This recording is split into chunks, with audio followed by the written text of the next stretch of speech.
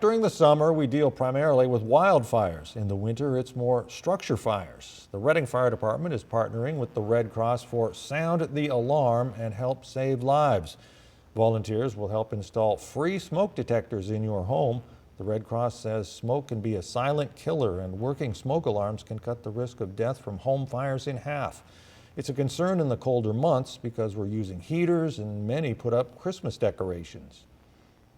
I mean, decorations can cause fires, candles, and there's all kinds of things. Our space heaters and fireplaces are going at this time of the year.